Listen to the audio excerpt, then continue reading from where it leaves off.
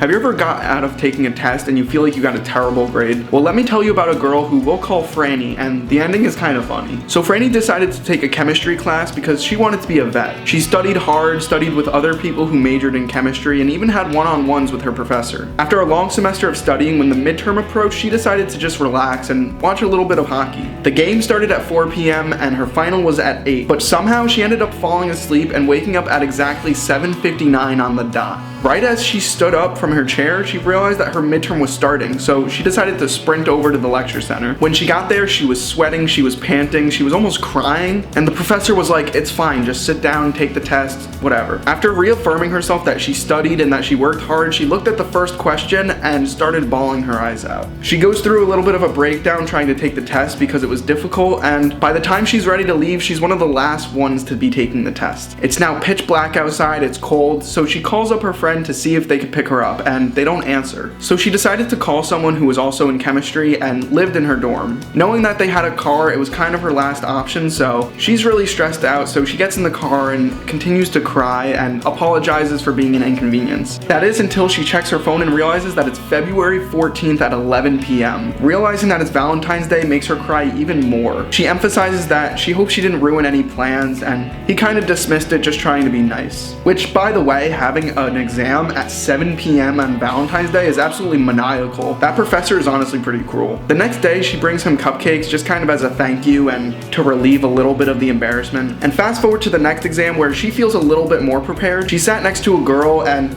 after seeing that she was visibly anxious, she said, "Don't worry, I heard some girl got a 32 on the last test." It was Franny. Franny got a 32 on the last test. College is tough, and when I first read this, I thought it was gonna be some kind of love story, but turns out to be closer to a rom-com plot. So keep studying, work hard, and if you're the one with a car at college, and you have the opportunity to help someone who doesn't have a car, it definitely means a lot. And take that from someone who didn't have a car for the first 3 years of college.